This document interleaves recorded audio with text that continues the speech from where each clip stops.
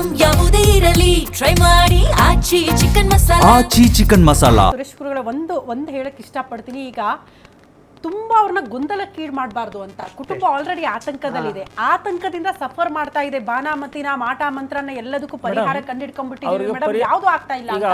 ಆತಂಕ ಪಡಿಸ್ಬೇಡಿ, ಏನ್ ವಾಸ್ತವ ಪರಿಸ್ಥಿತಿ ಬಗ್ಗೆ ಮಾತಾಡಿ ಅಷ್ಟೇ. ಅವ್ರಿಗೆ ಪರಿಹಾರ ಬೇಕು ಈಗ ಮೊದಲು. ಯಾಕಂದ್ರೆ ಈಗ ಅವರು ಸಮಾಜದಲ್ಲಿರ್ತಕ್ಕಂಥ ಒಂದು ಕುಟುಂಬದ ಪ್ರಶ್ನೆ ಆಗಿರೋದ್ರಿಂದ ಒಂದು ಕುಟುಂಬ ಆದ್ರೂ ಒಂದೇ, ಒಂದು ದೇಶ ಆದ್ರೂ ಒಬ್ಬ ಹೆಣ್ಣು ಮಗಳ ಪ್ರಶ್ನೆ ಇದೆ. ಯಾಕಂದ್ರೆ ಜ್ಯೋತಿಷ್ ಶಾಸ್ತ್ರ ಹೇಳ್ತದೆ ಅವ್ರಿಗೆ ಪರಿಹಾರ ಬೇಕಾಗಿರೋದು. ಪರಿಹಾರ ಅಂತಂದ್ರೆ ಎಲ್ಲಿಂದಾದ್ರೂ ಪರಿಹಾರ ಆಗಲಿ, ಮಣಿ ಮಂತ್ರ ಔಷಧ ಮೂರೇ ಪರಿಹಾರ ಇರೋದು. ಮಣಿಗಾಗಲಿ ಮಂತ್ರಕ್ಕಾಗಲಿ ಔಷಧ. ಮಣಿ ಮಂತ್ರ ಔಷಧ ನೀವು ಯಾವ್ದಾದ್ರು ತಗೊಳ್ಳಿ, ಇದೇ ತಗೋಬೇಕು ಅಂತ ಎಲ್ಲೂ ಶಾಸ್ತ್ರದಲ್ಲಿ ಹೇಳಿಲ್ಲ. ಈ ಮಣಿ ಮಂತ್ರ ಔಷಧ ತಗೋಬೇಕಾದ್ರೆ ಜ್ಯೋತಿಷ್ ಶಾಸ್ತ್ರದಲ್ಲಿ ಒಂದು ಮಾರ್ಗದರ್ಶನ ಹೇಳ್ತದೆ. ಜ್ಯೋತಿಷ ಅಂದರೆ ಬೆಳಕು ಹೇಳ್ತದೆ. ಏನಂತ ಹೇಳುತ್ತೆ ನೋಡಿ, ಇದು ಸರ್ಜರಿ ಆಗ್ತಕ್ಕಂಥ ಒಂದು ರೋಗ, ಇದು ಅಷ್ಟು ಬೇಗ ವಾಸಿ ಆಗಲ್ಲ. ಜ್ಯೋತಿಷ್ ಶಾಸ್ತ್ರದಲ್ಲಿ ಎರಡು ಇರ್ತದೆ, ಒಂದು ಗೊತ್ತಾಗೋ ರೋಗ, ಒಂದು ಗೊತ್ತಾಗದಿರೋ ರೋಗ, ಇನ್ನೊಂದು ವಾಸಿ ಆಗೋ ರೋಗ, ವಾಸಿ ಆಗದಿರೋ ರೋಗ ಅಂತ. ಜ್ಯೋತಿಷ್ ಶಾಸ್ತ್ರ ನಿಂತಿರೋದು ಪಂಚಭೂತಗಳಲ್ಲಿ. ಈ ಪಂಚಭೂತಕ್ಕೆ ಸಂಬಂಧಪಟ್ಟ ದೇಹ, ಅದನ್ನು ವಿಚಾರ ಜ್ಯೋತಿಷ್ ಹೇಳ್ತದೆ. ಇದು ಸರ್ಜರಿ ಬೇಕಾಗತ್ತೆ, ಅದಕ್ಕೆ ಆ ಸರ್ಜರಿ ಬೇಕು. ಈಗ ನೋಡ್ತಕ್ಕಂಥ ವೈದ್ಯರು ಬದಲಾಗ್ತಾರೆ. ಇನ್ನೊಂದು, ಈ ರೋಗ ನಿಮಗೆ ಏನಾದರೂ ಉಲ್ಬಣ ಆಗುತ್ತಾ, ಸರಿ ಹೋಗುತ್ತಾ ಅಂತ ಪ್ರಶ್ನೆ ಇದ್ದರೆ ಸರಿಯಾದ ವೈದ್ಯರನ್ನು ಕಂಡುಕೋಬೇಕು. ಈಗೇನು ವೈದ್ಯರು ಇದೇ ಟಿ ವಿಲಿ ಬೇಕಾದ್ರೆ ಇನ್ನೊಂದು ಸರಿ ಮಾತಾಡೋಣ ನಾವು. ಈಗೇನು ವೈದ್ಯರು ನೋಡ್ತಾ ಇರ್ತಾರೋ ಆ ವೈದ್ಯರು ಪುನಃ ಬೇರೆ ವೈದ್ಯರು ಬರ್ತಾರೆ, ಬೇರೆ ವೈದ್ಯರನ್ನು ಕನ್ಸಲ್ಟ್ ಮಾಡಬೇಕಾಗುತ್ತೆ. ನೀವು ಮಾಡ್ತೀರಿ, ಆ ಬೇರೆ ವೈದ್ಯರು ಸಿಗ್ತಾರೆ. ಆ ಬೇರೆ ವೈದ್ಯರಿಂದ ಒಂದು ಸರ್ಜರಿ ಆಗುತ್ತೆ. ಸರ್ಜರಿ ಆದಾಗ ನಿಧಾನಕ್ಕೆ ಇದು ವಾಸಿ ಆಗುತ್ತೆ ಅನ್ನೋದು ಒಂದು. ಎರಡನೇದು, ಇದೇನಾದರೂ ಮಾಟಮಂತ್ರ ಆಗಿದೆಯಾ ಅಂದರೆ ಹೌದು, ಇದು ಅಭಿಚಾರ ಆಗಿರ್ತಕ್ಕಂಥದ್ದು. ಅಭಿಚಾರ ಅಂದರೆ ಯಾರೋ ನಮ್ಮ ಶತ್ರುಗಳೇ ಇಲ್ವಲ್ಲ, ಯಾರು ಬಂದು ನಮ್ಮನ್ನು ಮಾಡಿರ್ತಾರೆ ಅಂತ ಒಂದು ಪ್ರಶ್ನೆ ಬಂದರೂ ಕೂಡ ಅದು ಕೆಲವು ಪ್ರಕೃತಿ ದತ್ತವಾಗಿರ್ತಕ್ಕಂಥ ಒಂದು ಅಭಿಚಾರ ಅಂತ ಕರಿತೀವಿ. ಸ್ಮಶಾನದಲ್ಲಿ ಒಂದು ಹೆಣದಲ್ಲಿ ಅಕ್ಕಿ ಗಂಟೆ ಕಟ್ಟಿರ್ತಾರೆ. ಆ ಅಕ್ಕಿ ಗಂಟೆ ಏನಾದರೂ ಕೂಡ ಆ ಹಕ್ಕಿಗಳು ಪಕ್ಷಿಗಳು ತೊಗೊಂಬಂದು ಆಹಾರ ತಗೊಂಡು ಹೋಗುವಾಗ ಏನಾದರೂ ಮನೆಯ ಮೇಲೋ ತಲೆ ಮೇಲೆ ಬಿದ್ದರೆ ಅದನ್ನೂ ಅಭಿಚಾರ ಅಂತ ನಾವು ಕರಿತೀವಿ. ಒಬ್ಬ ಮನುಷ್ಯನಿಗೆ ಮಾಡ್ತಕ್ಕಂಥ ಅಭಿಚಾರ ಅಲ್ಲ.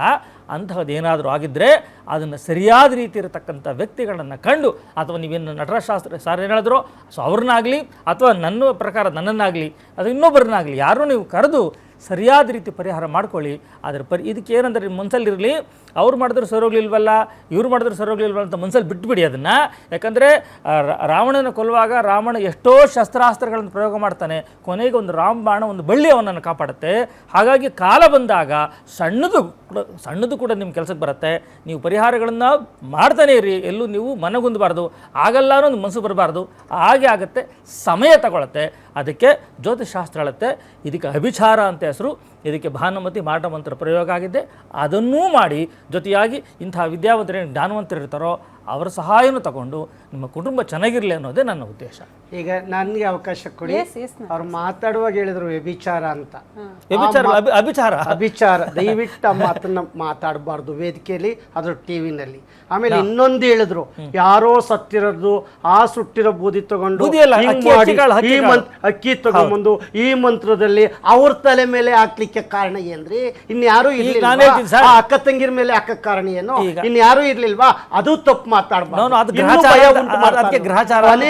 ಕೊನೆಗೆ ಹೇಳ್ತಾರೆ ಶಸ್ತ್ರ ಏನು ಮತ್ತೆ ವೈದ್ಯಕ್ಕೆ ಬಂದ್ಬಿಡ್ತಾರೆ. ಹೌದು, ಮತ್ತೆ ವೈದ್ಯಕ್ಕೆ ಬಂದ್ಬಿಡ್ತಾರೆ ಅಂದ್ರೆ ಅಕ್ಸೆಪ್ಟ್ ಮಾಡ್ಕೊಂಡ್ರು ವೈದ್ಯಕೀಯವನ್ನ. ಹೌದು, ಇಲ್ಲಿ ಅರ್ಥ ಮಾಡ್ಕೊಳ್ಬೇಕು.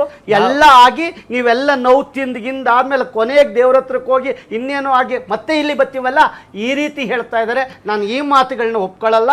ದಯವಿಟ್ಟು ಅವ್ರ ಮನಸ್ಥಿತಿ ಪರಿಸ್ಥಿತಿ ಸರಿಯಾಗಂಗೆ ನೀವು ಕೊನೆ ಮಾತು ಹೇಳಿದ್ರಿ.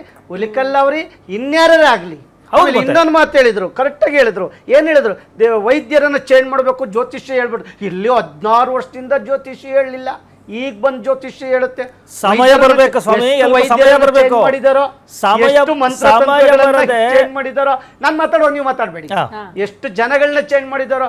ಸರಿ, ಕೊನೆಗಂತೂ ಇವ್ರಿಗೆ ಯಾಡ್ಸಪ್ ನಮ್ಮ ವಿಜ್ಞಾನವನ್ನ ಒಪ್ಕೊಂಡ್ರು. ಅವ್ರ ಕುಟುಂಬದ ಸಮಸ್ಯೆಗಳಿಗೆ ಮಾತ್ರ ಸೀಮಿತವಾಗಿ ಚರ್ಚೆ ಮಾಡೋಣ. ಖಂಡಿತ ಈಗಲೂ ಹೇಳ್ತೇನೆ, ಇವರು ಹೇಳಿದಾಗೆ ಎಲ್ಲ ವೈದ್ಯರು ವೈದ್ಯರಲ್ಲ, ಎಲ್ಲ ವೈದ್ಯರು ಮನೋವೈದ್ಯರಲ್ಲ, ಎಲ್ಲ ಶಿಕ್ಷಕರು ಅಂತ ಹೇಳಕ್ಕಾಗಲ್ಲ. ಅದರಲ್ಲಿ ಒಬ್ಬೊಬ್ರು ಅಲ್ಲಿ ಕರ್ತಿರ್ತಾರೆ. ಆ ಪರಿಸ್ಥಿತಿಯಲ್ಲಿ ವೈದ್ಯರು ಏನು ಹೇಳಿದಾರೋ ಗೊತ್ತಿಲ್ಲ, ಇವ್ರೇನು ಹೇಳಿದಾರೋ ಗೊತ್ತಿಲ್ಲ. ಈಗಂತೂ ಸೂಕ್ತ ಕಾಲ ಬಂದಿದೆ. ಅವರು ಅಕ್ಸೆಪ್ಟ್ ಮಾಡ್ಕೊಂಡು ನಮ್ಮನ್ನು ಕರೆದಾಗ ಮಾತ್ರ, ಇಲ್ದಿದ್ರೆ ಇಲ್ಲ. ಪಾಟೀಲ್ ಸರ್, ಪಾಟೀಲ್ ಸರ್ ಕೇಳಿಸಾಕತೈತ್ರಿ ನಿಮ್ಗೆ? ಕೇಳಿಸ್ಕೊಂಡ್ರಿ ಇಷ್ಟೊತ್ತು? ಈಗ ನಟರಾಜ್ ಸರ್ ಕೇಳ್ತಾ ಇದಾರೆ, ನೀವು ಒಂದ್ ಪರ್ಮಿಷನ್ ಕೊಡಬಹುದಾ ಮನೆಗ್ ಬರಕ್ಕೆ? ಅಲ್ಲಿ ಸಮಸ್ಯೆಗಳನ್ನ ಅರ್ಥ ಮಾಡ್ಕೊಳಕ್ ಒಂದು ಅವಕಾಶ ಕೊಡ್ತೀರಾ ಕುಟುಂಬಸ್ಥರು? ಮೊದಲನೇದಾಗಿ ಬೆಂಕಿ ಬರೋದ್ ನಿಂತೋಗುತ್ತೆ. ಮೊದಲನೇದು ಬೆಂಕಿ, ಮನೆಯಲ್ಲಿ ಬಟ್ಟೆಗಳು ಸುಡೋದ್ ನಿಲ್ಲುತ್ತೆ ನಾನು ಆಮೇಲೆ ಆ ಬಂದಕ್ಕೆ. ಮನೆಯ ಮಕ್ಕಳು ಎರಡನೇದು ಕಳ್ತನ ಆಗೋದ್ ನಿಂತೋಗುತ್ತೆ. ಒಂದ್ ಸೆಕೆಂಡ್ ಹೇಳಿ ಪಾಟೀಲ್ ಸರ್ ಹೇಳ್ರಿ. ಮೇಡಮ್ ವೈದ್ಯಕೀಯ ಕೊಡೋದು ಅಷ್ಟು ಮಂದಿ ಕೊಡಬೇಕಾಗತ್ತದ್ರಿ.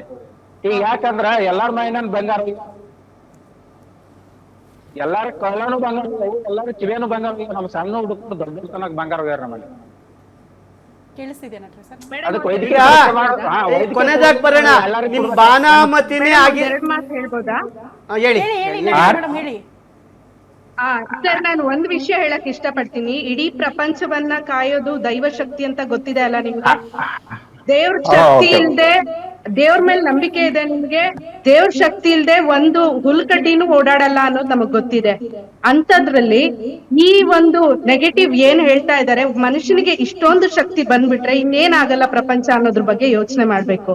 ಇಡೀ ನಮ್ಮ ದೇಹದಲ್ಲಿ ನಡೆಯುವಂತ ಪ್ರತಿಯೊಂದು ಕಾರ್ಯಗಳು, ಪ್ರತಿಯೊಂದು ಏನು ಈ ಪ್ರಪಂಚದಲ್ಲಿ ನಡೀತಾ ಇರೋಂತ ಎಲ್ಲಾ ಕಾರ್ಯಗಳನ್ನು ನಮ್ಗೆ ಗೊತ್ತಿಲ್ದೇನೆ ಆ ದೈವ ಶಕ್ತಿ ಅನ್ನೋದು ನಮ್ಮ ಒಂದು ಇದನ್ನ ಹಿಡಿತದಲ್ಲಿ ಇದೆ. ಅಂತದ್ಮೇಲೆ ಒಬ್ಬ ಮನುಷ್ಯ, ಸಾಮಾನ್ಯ ಮನುಷ್ಯ, ನಾವು ಏನೂ ಅಲ್ಲ ಅಂತವ್ರು ಇನ್ನೊಬ್ಬ ಮನುಷ್ಯನನ್ನ ಈ ರೀತಿ ಅತೀಂದ್ರಿಯ ಶಕ್ತಿಯಿಂದ ಕಂಟ್ರೋಲ್ ಮಾಡ್ಬೋದು ಅನ್ನೋದಾದ್ರೆ ಈ ಪ್ರಪಂಚದಲ್ಲಿ ಇನ್ನೇನೆಲ್ಲ ನಡೀಬೋದು ಅನ್ನೋದ್ರ ಬಗ್ಗೆ ಸ್ವಲ್ಪ ಯೋಚನೆ ಮಾಡಿ. ನಿಮ್ಗಿರೋದು ಮಾನಸಿಕ ಸಮಸ್ಯೆನೆ, ಆ ಮಗುಗಿರೋದು ಸಮಸ್ಯೆನೆ. ಅದಕ್ಕೆ ಬರೀ ಕೌನ್ಸಿಲಿಂಗ್ ಒಂದೇ ಅಲ್ಲ, ಬ್ರೈನ್ ಕೆಮಿಕಲ್ಸ್ ಸ್ವಲ್ಪ ಇಂಬ್ಯಾಲೆನ್ಸ್ ಆಗಿರುತ್ತೆ.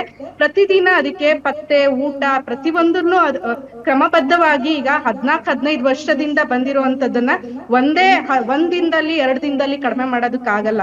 ಅದನ್ನ ಪ್ರತಿನಿತ್ಯ ಕ್ರಮವಾಗಿ ಅವರ ಆಹಾರ ಪದ್ಧತಿಯಿಂದ ಹಿಡಿದು, ಅವರ ಒಂದು ಬ್ರೀತಿಂಗ್ ಪ್ಯಾಟರ್ನ್ ಇಂದ ಹಿಡಿದು, ಥಿಂಕಿಂಗ್ ಪ್ಯಾಟರ್ನ್ ಇಂದ ಹಿಡಿದು, ಬಿಲೀಫ್ ಸಿಸ್ಟಮ್ ಇಂದ ಹಿಡಿದು ಪ್ರತಿಯೊಂದು ಚೇಂಜ್ ಮಾಡ್ಬೇಕಾಗತ್ತೆ. ಸೊ ಇದನ್ನ ಯಾರೋ ಹೇಳ್ತಾ ಇದ್ದಾರೆ, ಏನೋ ಅದು ಬಾನಮತಿ ಅಂತೆ, ಅದು ಏನೋ ಮಾಡ್ಸಿದ್ದಾರೆ, ಇದೆಲ್ಲ ಶುದ್ಧ ಸುಳ್ಳು. ದಯವಿಟ್ಟು ನಂಬೇಡಿ. ಅಷ್ಟು ನಿಮ್ಮ ಮಾನಸಿಕ ಸಮಸ್ಯೆ ಜಾಸ್ತಿ ಆಗತ್ತೆ ಅಂತ ಹೇಳೋದಕ್ಕೆ ಇಷ್ಟಪಡ್ತೀನಿ. Okay, thank you so much. Patil sir exit ಆಗಿದ್ದಾರೆ. ನೋಡೋಣ ಅವರ ಇಡೀ ಕುಟುಂಬವನ್ನ ನಟರಾಜ್ ಸರ್ ನಮ್ಮ ರಿಪೋರ್ಟರ್ ಅಲ್ಲೇ ಇರೋದ್ರಿಂದ ಅವ್ರನ್ನ ಕಾಂಟ್ಯಾಕ್ಟ್ ಮಾಡಿ ಅವ್ರನ್ನೇನಾದ್ರೂ ಮನವೊಲಿಸೋದಕ್ಕೆ ಸಾಧ್ಯ ಆದ್ರೆ ಅಟ್ಲೀಸ್ಟ್ ವಾಸ್ತವ ಪರಿಸ್ಥಿತಿ ಅರ್ಥ ಮಾಡ್ಕೊಳ್ಳೋ ಕೆಲಸಗಳಾಗಲಿ ಅಂತ. ಖಂಡಿತ ನಾನು ಈಗ ನಿಮ್ಮ ರಿಪೋರ್ಟರ್ ಕಾಂಟ್ಯಾಕ್ಟ್ ಮಾಡ್ಕೊಳ್ತೀನಿ. ನಾನು ಅವರು ಅಕ್ಸೆಪ್ಟ್ ಮಾಡ್ತಾರೆ, ಅಥವಾ ಅವ್ರ ಸುತ್ತಮುತ್ತ ಇರೋರು ಹಿರಿಯರು ಇರ್ತಾರೆ. ಒಂದು ಸಮಸ್ಯೆ ಅಂತೂ ಬಂದಿದೆ, ಆ ಸಮಸ್ಯೆಗೆ ಪರಿಹಾರ ಆದರೆ ಖಂಡಿತ ಆಗುತ್ತೆ. ನಾನು ಈಗಾಗಲೇ ಅದ್ರ ಜೊತೆ ಕಾಂಟ್ಯಾಕ್ಟಲ್ಲಿ ಎಲ್ಲ ವಿಷಯ ಮಾಡ್ಕೊಂಡಿದ್ದೀನಿ. ಖಂಡಿತ ಮುಂದಿನ ವಾರ ನಾವು ಹೇಳಿದ್ರು, ನಯನ ಚೆನ್ನಾಗಿ ಹೇಳಿದ್ರು ಅವರು ಮನಃಶಾಸ್ತ್ರಜ್ಞರು. ಏನಾಗುತ್ತೆ ಅಂದರೆ ದೇಹ ಸ್ಥಿತಿಗೆ ಏನು ಕೊಡಬೇಕು, ದೇಹದ ಕಾಯಿಲೆಗೆ, ಮಾನಸಿಕ ಕಾಯಿಲೆಗೆ ಇಲ್ಲಿ dissociative disorder, attention disorder, phobia, ಭಯ, ಆತಂಕ, ಖಿನ್ನತೆ ಮತ್ತು ಇದೆಲ್ಲವೂ ಇದೆ. ಅವೆಲ್ಲವನ್ನೂ ನಾವು ಮನಗಣಬೇಕು. ನಿಧಾನಕ್ಕೆ ಹಂತವಾಗಿ ಆ ಸಮಸ್ಯೆ ಖಂಡಿತ ಬಗೆಹರಿಯುತ್ತೆ. ಇದು ದೊಡ್ಡ ಸಮಸ್ಯೆ. ಕ್ಯಾನ್ಸರ್ ಅಂತ ಇದಕ್ಕೆ ಮೆಡಿಸಿನ್ ಕಂಡುಹಿಡಿದೀವಿ, ಇನ್ನೂ ಏನೇನಕ್ಕೆಲ್ಲ ಕಂಡುಹಿಡಿದೀವಿ. ಹಾರ್ಟ್ ಚೇಂಜ್ ಮಾಡ್ತಾ ಇದ್ದೀವಿ, ದೇಹದ ಭಾಗಗಳನ್ನೇ ಚೇಂಜ್ ಮಾಡ್ತಾ ಇದ್ದೀವಿ. ಅದರಿಂದ ಮಾಡೋಣ. ಪ್ರತಿಯೊಂದು ಸಮಸ್ಯೆಗೆ ಪರಿಹಾರ ಇದ್ದೇ ಇದೆ. ನಿಧಾನಕ್ಕಾದರೂ ಅದು ಸೂಕ್ತ ವ್ಯಕ್ತಿಗಳನ್ನು ಕಂಡಿಡ್ಕೊಂಡಾಗ ಮಾತ್ರ ಸಾಧ್ಯ ಆಗುತ್ತೆ ಅನ್ನೋದನ್ನು ನಾನು ಈ ಗ್ಯಾರಂಟಿ ಟಿವಿನಲ್ಲಿ ಕೂತ್ಕೊಂಡು ಹೇಳ್ತಾ ಇದ್ದೀನಿ. ಖಂಡಿತ ಹೋಗ್ತೀನಿ ಮೇಡಮ್. ನಾನು ಹೇಳಿಬಿಡ್ತೀನಿ, ಅವರು ನನಗೆ ₹1 ಕೊಡೋದು ಬೇಡ, ನಾನು ಅವರು ನನ್ನ ಹತ್ರ ಬರೋದು ಬೇಡ, ನಾನು ಅಲ್ಲಿ ಬರೋದು ಬೇಡ, ನಾನೇ ನನ್ನ ಕಡೆಯಿಂದ ಕೂತ್ಕೊಂಡು ಗ್ಯಾರಂಟಿ ನ್ಯೂಸಲ್ಲಿ ಇದೇ ಗ್ಯಾರಂಟಿ, ಇಂತಿಷ್ಟು ದಿನಕ್ಕೆ ಅಂತ ನಿಮಗೆ ಡೇಟ್ ಕೊಟ್ಟಿರ್ತೀನಿ, ಆ ಡೇಟಲ್ಲಿ ನಿಮ್ಮ ಕುಟುಂಬ ಸರೋಗೋದಕ್ಕೆ ನಾನೇ ಜವಾಬ್ದಾರಿ, ಸರ್ ಮಾಡೋ ಜವಾಬ್ದಾರಿ ಏನು ಮಾಡ್ದಲೆ ಏನು ಮಾಡಿದೆ. ಅವ್ರು ಬರೋದು ಬೇಡ. ಏನ್ರಿ ಮಾತಾಡ್ತೀರಿ ಹಿಂಗೆಲ್ಲ ಸರ್? ನೋಡಿ, ಮೇಡಮ್ ಇಷ್ಟೊತ್ತು ಹೇಳಿದ್ರು ಮಾನಸಿಕ ಸ್ಥಿತಿ, ಮನಸ್ಸು ಮಾಡಿದ ಮನುಷ್ಯ ಏನ್ ಚಂದ್ರಲೋಕಕ್ಕೆ ಹೋಗಿ ಬರ್ತಾನೆ. ಕೂತ್ಕೊಂಡಿದ್ದೀರಲ್ರಿ ನೀವು ಟಿವಿಲಿ ನಾನು ಹೇಳ್ತೀನಲ್ಲ, ಸುಮ್ಮನೆ ಯಾಕಿಂತವೆಲ್ಲ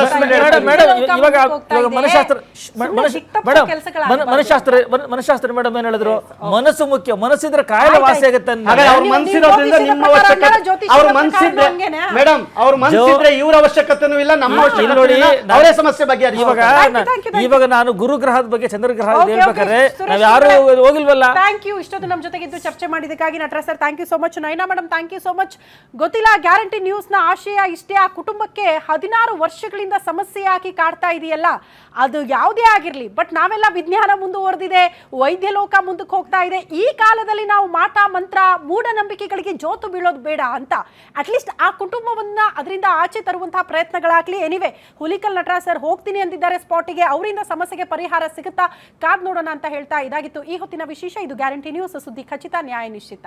ನಿಮ್ಮೂರಿನಿಂದ ವಿಶ್ವ ಮಟ್ಟದವರೆಗೆ ರಾಜಕೀಯ, ಸಿನಿಮಾ, ಸ್ಪೋರ್ಟ್ಸ್ ಯಾವ ಸುದ್ದಿಯೂ ಮಿಸ್ ಆಗಲ್ಲ. ಬರೀ ಸುದ್ದಿಯಷ್ಟೇ ಅಲ್ಲ, ಜೊತೆಯಲ್ಲೇ ಇರುತ್ತೆ ವಿಶ್ಲೇಷಣೆ.